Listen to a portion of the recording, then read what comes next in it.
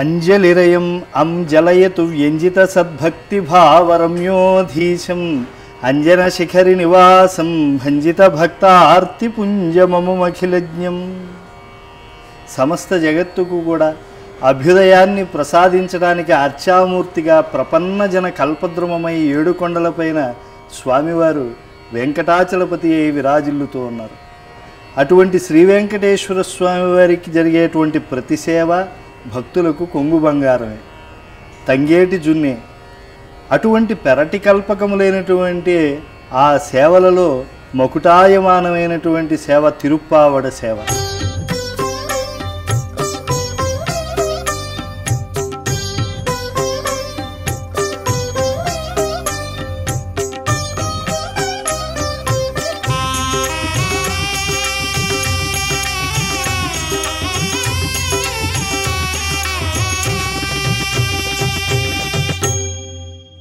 కలియుగంలో మానవులందరూ కూడా అన్నగత ప్రాణులు. తిన్నటువంటి తిండి అరగడం లేదు, ఆహారం దొరకకుండా అలమటించేటువంటి ఆర్తులు ఎందరెందరో. కలియుగం అటువంటిది. అయినప్పటికీ కలియుగాన్ని వేదవ్యాస మహర్షి కీర్తించారు, కలిస్సాధు కలిస్సాధు కలిస్సాధు అని. ఎందుకంటే సమస్త జీవులకు కూడా తుష్టిని పుష్టిని అభ్యుదయాన్ని కటాక్షించడానికి పరబ్రహ్మమైనటువంటి శ్రీనివాసుడు అందుకుంటూ ఉండేటువంటి సేవ తిరుప్పావడ సేవ. దీనినే అన్నకూటోత్సవం అని కూడా అంటారు. గురువారం నాడు స్వామి మూర్తిలోనే ఒక వైలక్షణ్యత కనిపిస్తుంది.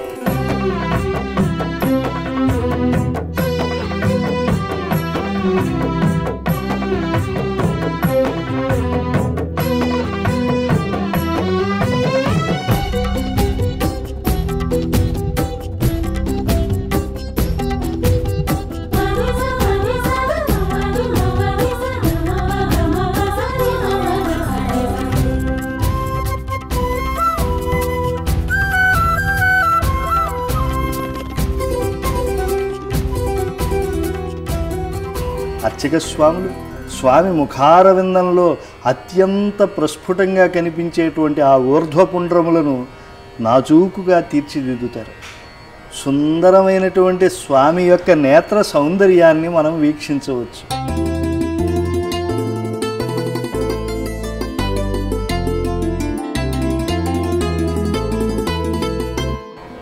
ఆ సారసనేత్రుని యొక్క ముఖారవిందాన్ని దర్శించిన తరువాత ఎంతటి ఆనందం కలుగుతుంది.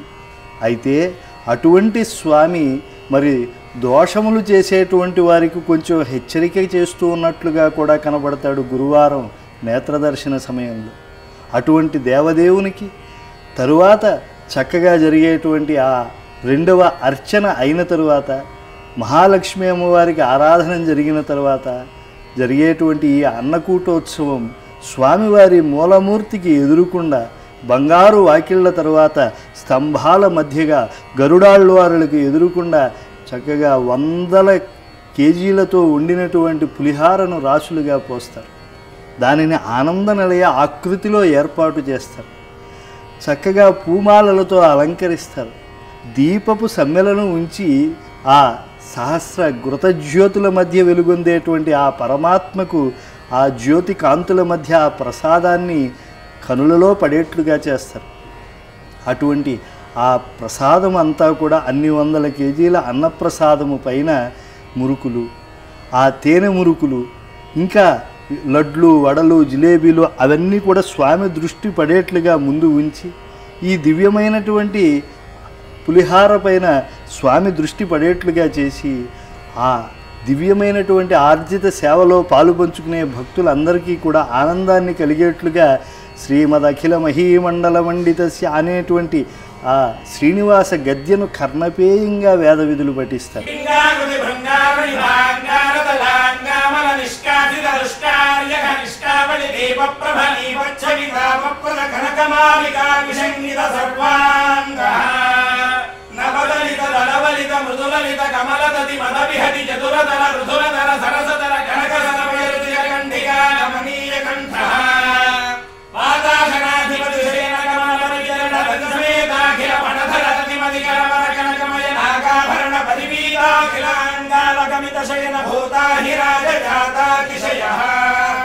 ప్రతికోటి పరిపాటి ధరకోటి రవరాటి గితమాటి రసదాటి ధరమణి గణకిరణ విసరణ సతత విధోదతి నిరమోహగర్భగేహ అపరిమిత భువనభరితాఖండ బ్రహ్మాండ మండల విజండిల ఆర్యధుర్యానందార్య పవిత్ర ఖలిత్ర పాతపాత్రీకృత నిజముఖగణ విభూషణ వహన సూచిత శ్రీరజన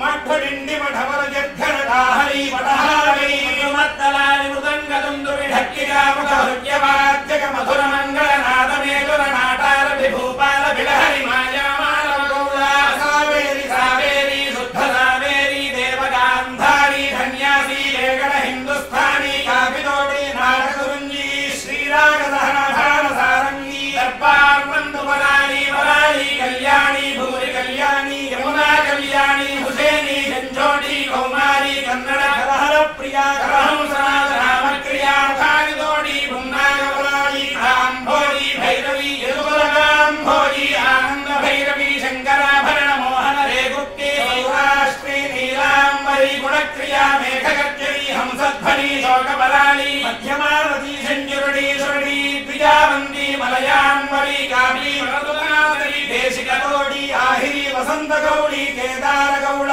కనకాంగి రత్నాంగి గానమూర్తి వనస్పతి వాజస్పతి దానవతి రూపవతి మానరూపి సేనాపతి హనుమత్తోడి ధేనుక నాటక ప్రియా గోతిల ప్రియా గాయక ప్రియా బకుళాభరణ చక్రవాక సూర్యకాంత హాటకాంబరి శంకారధ్వని భైరవి గీర్వాణి హరికాంభోరి ధీర శంకరాభరణ నాగానందిని యాగ ప్రియా విసుమన సరస గాన రసేత్యాది సంతత సంతన్యమాన నిత్యోత్సవ వక్షోత్సవ మాసోత్సవ సంవత్సరోత్సవాది వివిధోత్సవ కృపానంద శ్రీమదానంద నిలయ విమానవాస సతతోత్మాలయా పదపద్మరేణు సంజితాక్షస్థల పటవాసః శ్రీభూమి లీలా అధర్మేర్మంగామేర శ్రీ శ్రీనివాసః సుప్రీత సుప్రసన్నో వరదో భూత్వా ఏతేషామన్న కూటోత్సవకర్తॄణాం యజమానానాం సహ కుటుంబానాం చ క్షేమస్థైర్య వీర్య విజయ ఆయురారోగ్య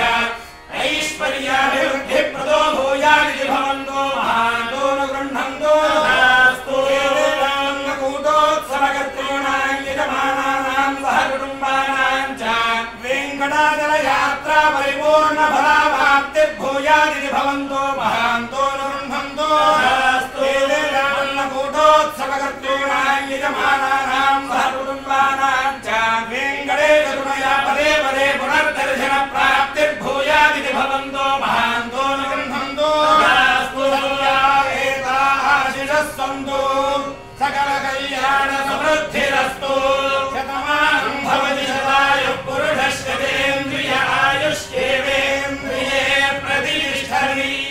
ఎంతటి ప్రసాద నివేదనంతో పారవశ్యత పొందినటువంటి పరమాత్మ శ్రీనివాస గద్య ద్వారా అనేకమైనటువంటి విషయాలను భక్తులు ఆకలింపు చేసుకుంటూ స్వామి దర్శనంతో పులకితగాత్రులవుతూ ఉంటే ఎంతటి భాగ్యం. సమస్త విశ్వము ఆశ్చర్యాన్ని గొలిపేట్లుగా ఆ సేవలో మనం తాదాత్మ్యత పొందవచ్చు. అందుకే అంతటి ఆహారాన్ని పొందుతూ ఉన్నాడనేమో తిండి మెండేయగురుడు అని అధిక్షేపించాడు స్వామివారిని తెనాలి రామకృష్ణుడు. కనుక వెంకటాచలపతిని ఆరాధించినటువంటి కవులలో విలక్షణంగా ఆయన యొక్క ఆహారాన్ని చెప్పినటువంటి రామకృష్ణాదులకే కాదు, మనకు కూడా ఆనందం కలుగుతుంది స్వామి యొక్క అన్నకూటోత్సవాన్ని వీక్షిస్తే. సమస్త జీవులకి కూడా పుష్టిని తుష్టిని కటాక్షించడానికి స్వామివారు అన్నకూటోత్సవాన్ని అలా నిర్వహింపజేసుకుంటూ ఉన్నారు అర్చక ముఖంగా.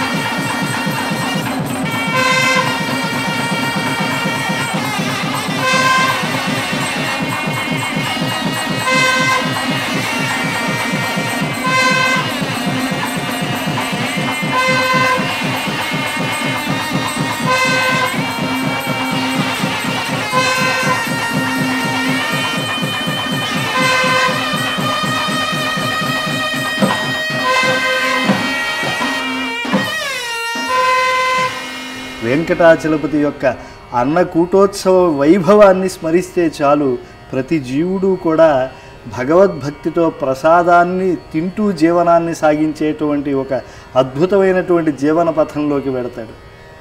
ఎంతో కాలంగా స్థానికమైనటువంటి వారందరికీ బాగా తెలిసినటువంటి అంశం ఏమిటి అని అంటే, ఎవరికైనా అజీర్తి ఇత్యాది వ్యాధులు కలిగితే పిల్లలకు తల్లి క్షీరము కూడా పడకుండా ఉండేటువంటి స్థితే వస్తే అన్నకూటోత్సవ భావన లేదా సేవనము చేస్తూ ఉంటారు.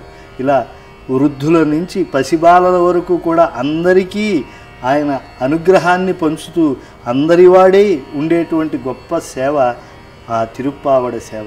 అటువంటి గొప్ప భవ్యమైనటువంటి సేవను ఆగమోక్తంగా నిర్వహించేటువంటి అర్చక స్వాములకు శరణాగతి చేసి దేవదేవుని యొక్క వైభవాన్ని మనసారా భావనం చేద్దాం. ఓం నమో వెంకటేశ.